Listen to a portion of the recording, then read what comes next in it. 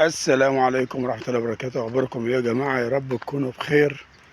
النهاردة هنتكلم عن أهم حاجة في حياتك أنت وحياتي وحياة الناس دي كلها.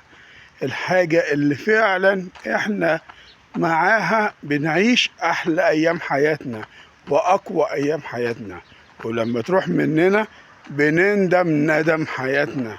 الندم اللي بيخلي الواحد يحس إن هو مش عايش، إن هو ناقصه حاجة. الندم اللي بيخلي ان الواحد يقول يعني يا ريتني ترجع دقيقة، يا ريت ترجع دقيقة من ايامها، يا ريت ترجع لحظة واحدة، يا ريت بس احضنها اشوفها. هي الام يا جماعة. الام يعني الحاجة الوحيدة اللي في الدنيا ان الواحد بيقدرش يعيش من غيرها او بيحس. سامحوني، انتوا اكيد حاسين. اللي عنده ام يا جماعة وموجودة يحافظ عليها، اللي عنده ام موجودة يحافظ عليها. انتوا اكيد حاسين، الناس اللي فقدت امها اكيد حاسين باللي انا حاسه او المشهد اللي انا فيه. بس الام دي الحاجة الوحيدة اللي بتخلي الواحد يقف على رجليه، الحاجة الوحيدة اللي تخلي الواحد يطمن، الحاجة الوحيدة اللي بتخلي الواحد عنده امل، الحاجة الوحيدة اللي بتخلي الواحد عايش وحاسس ان ليه لازمة. الحاجة الوحيدة اللي في الدنيا هي امي، هي الام يا جماعة. انا مش قادر احكي، ويعني انا مش مجهز مقدمة ولا حاجة، لان الاحساس اللي الواحد بيحسه لما يفتكر امه بيبقى حاجة صعبة. حاجة، ربنا يخلي لكم امهاتكم يا رب. الام يا جماعة الحد الوحيد اللي بيقف جنبك، الحد الوحيد اللي بيشجعك، الحد الوحيد اللي بيخليك حاسس ان انت موجود، حد بيخاف عليك، حد بترجع له في الحضن لما تعوز تطمن، حد بترجع له في الكلام لما تعوز تتكلم، حد بترجع له في كل حاجة. الام يا جماعة، الام يا جماعة البني ادم الوحيد اللي في الدنيا بيخاف عليك. الام يا جماعة البني ادم الوحيد اللي بيسندك. الام تتعب وتشقى عشان خاطر ابنها، عشان خاطر بنتها. الام اللي بتتعب من غير اساسا ما تشتكي ان هي تعبانه. الام هي اللي بتقول اولادي اولا. الام هي اللي تقف معاك من اول ما تتولد، والحضانه والمدرسه، لدرجه ان هي لو هان عليها تروح الكليه وراك تطمن عليك وتقف معاك، بس بتخاف على زعلك وبتخاف على شكلك قدام الناس. الأم يا جدعان هي الحاجة الوحيدة الحلوة في حياتنا، والذكريات اللي بتبقى موجودة بعد ما ماتها. الأم يا جدعان الحاجة الوحيدة اللي الواحد بيفتكرها ويقول نفسي في لحظة، نفسي في لحظة، يعني لحظة واحدة بعد ما بتتوفى الواحد بيقول نفسي في لحظة من لحظات أيام زمان، أيام أمي ما كانت عايشة معايا. يا جماعة اللي عنده أم خلي باله منها، يبرها عشان على الأقل خالص بدعواتها في الدنيا، وبعد ما ماتها تبقى دعواتها عيشاله.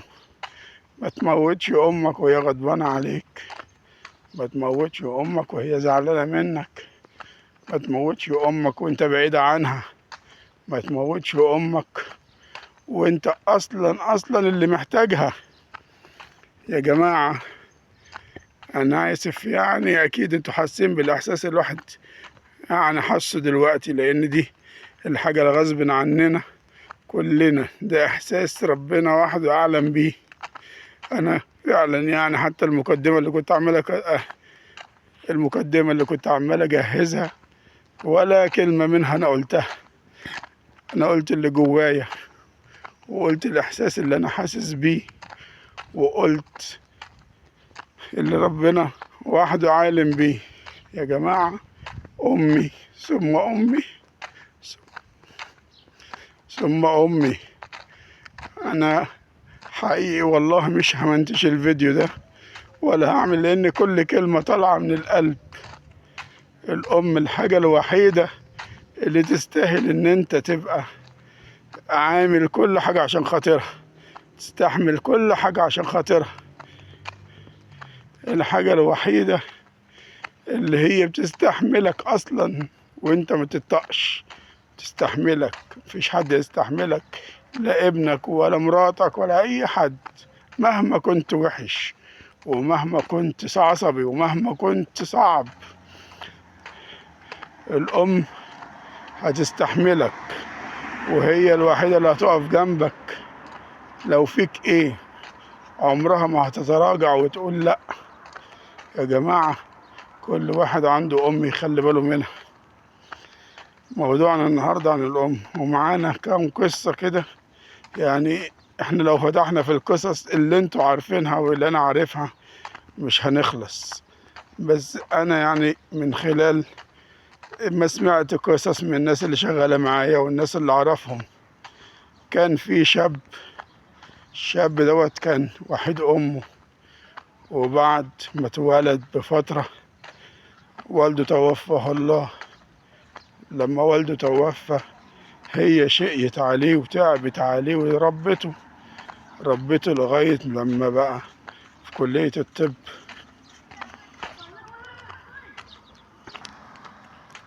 ربته لغاية ما بقى في كلية الطب، ولما كبرت وهو انشغل عنها بقت تكلمه تقول له: يا ابني نفسي اقعد معاك، يا ابني نفسي اشوفك. قول لها: مش فاضي يا امي، الدراسة وبشتغل عشان اساعد معاكي، مش فاضي. وغصب عنه كان يعني ما كانش برضاه.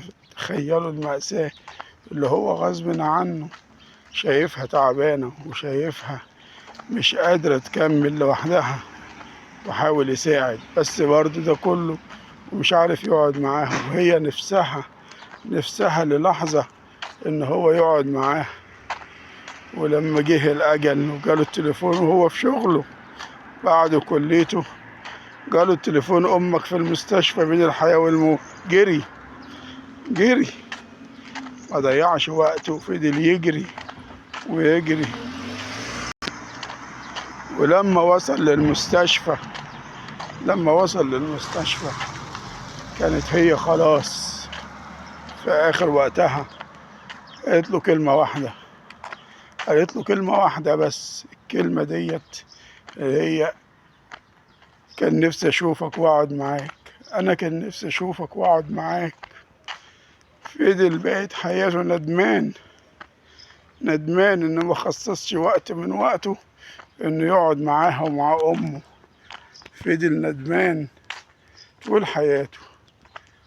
قصة تانية مع البنات دول حاجة غريبة جدا. البنت حبيبة أمها زي ما بيقولوا، البنت بنت أمها زي ما بيقولوا. البنت وأمها بقت تشيل من نفسها وتشيل من طلباتها وحاجتها علشان تشتري لبنتها لبس، وتشتري لبنتها طلباتها، وتشتري لبنتها كل حاجة محتاجاها. ولما البنت خدت بالها راحت اشترت لها حاجات هي كانت ناقصاها من غير ما الأم تعرف ولا تسأل. قالت لها: يا بنتي ليه كده؟ قالت لها: كفاية اللي انت عملتيه. أمها فرحت جدا وبقت شايلاها في عينيها. الواحد فعلا أعصابه لما بتكلم عن موضوع الأم ده يا جماعة، الواحد ميقدرش يتمالك أعصابه. معلش يا جماعة، سامحوني غصب عني. القصة الأقوى الأخيرة والأقوى، كان في شاب شغال شغل كتير، عنده بيته وعنده أولاده وعنده كل حاجة، وكان بيضطر يشتغل كتير، قعد كتير ما يشوفش أمه، بس عمل حاجة جميلة، عمل حاجة جميلة جدا. أول ما فضى نفسه وراح واخد أمه عازمها على العشاء، قال لها أنا عازمك على العشاء أنا وإنتي وبس، أنا وإنتي وبس، محدش هيروح معانا. أمه ما صدقتش طبعا، قال لها لأ يا أمي، انت بس، انت اللي ليكي الخروجه، انت اللي ليكي العزومه، انت اللي ليكي كل حاجه. امه فرحت جدا وانبسطت واستنته على العشاء، وفعلا جه وخدها وعشاها.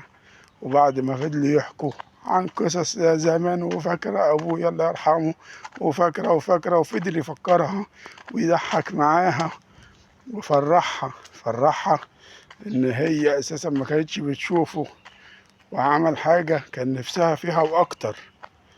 ولما خلصوا عشاء قالت له بص أنا عايز أخرج تاني معاك، أنا انبسطت وفرحت، ربنا يفرح قلبك، أنا انبسطت وفرحت إن أنت خرجتني، بس المرة الجاية العزومة عليا، أنا اللي هعزمك، أنا اللي هدفع الحساب، بس تخرج معايا تاني. قال لها إن شاء الله يا أمي، وروحها البيت وبس دماغها وبس إيديها ومشي. بعد كام يوم ماتت بنوبة قلبية، أزمة قلبية ماتت بيها. وبعد شوية اكتشفوا إن في جواب جايله، ظرف جايله من المطعم اللي كانوا بيتعشوا فيه، بقول له يا فندم انت في ميعاد، واحنا عندنا خبر لو اتأخرت أكتر من كده نبعت لك الظرف ده. أمه كانت دافعة حساب الأكل علشان خاطر هي اللي هي عازماه، وعارفة إن هي مش هتطول. وفعلا كتبت ورقة وقالت له العشاء على حسابي، بس المرة دي انت ومراتك، مش انا وانت. انت فرحتني وانا هفرحك. تخيلوا، تخيلوا يا جماعة، تخيلوا بعد ما ماتت عايزة تفرحوا. انتوا متخيلين الام بتعمل ايه؟ متخيلين الام تقدر تعمل ايه؟ الام الام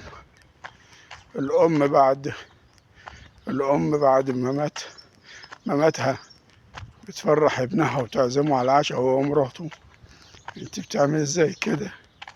بتعمل ازاي كده يا امي؟ تعمل الام بتعمل كده ازاي؟ حاجة مفيش وصف ليها. انا لو فضلت اتكلم طول اليوم مش هقدر اتكلم وفيها حقها، مش هوفيها حقها.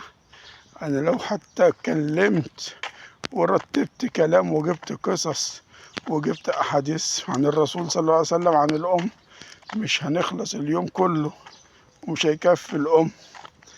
احنا لازم يا جماعة نخلي بالنا من امهاتنا. امهاتنا يا جماعة بالله عليكم، اللي عنده ام يخلي باله منها، اللي عنده ام يبرها، اللي عنده ام يراعيها. يا جماعة الام حاجة مفيش منها في الدنيا، هي امك واحدة بس، مهما كانت صعبة، مهما كانت هي امك. برها، برها وما تبعدش عنها، ما تأذيهاش، ما تزعلهاش. الام، الام رقم واحد في البلد، في الدنيا، في العالم، في كل حاجة، أهم من ابنك، أهم من مراتك، أهم من أي حد، أهم من أي حد. محدش هيفيدك ومحدش هينفعك. هي طول ما هي عايشة هي جنبك، هي بتسندك، هي واقفة معاك، هي وبس، مفيش حد تاني. يا جماعة اللي عنده أم يخلي باله منها. سامحوني إن أنا يعني طولت عليكم، وسامحوني إن أنا غصب عني بتكلم، مش قادر أقول أكتر من اللي قلته. أنا كنت مرتب كلام كتير، بس أول ما افتكرت أمي الله يرحمها ما قدرتش أمسك نفسي وقلت كل اللي في قلبي. انتوا كمان يا جماعة، أي واحد دلوقتي عنده أم يصبح عليها، يمسي عليها، وقت ما بيسمع الفيديو كده يتصل يسلم عليها، ينزل يشوفها، يروح يشوفها. يا جماعة بالله عليكم أمكم، والسلام عليكم ورحمة الله وبركاته.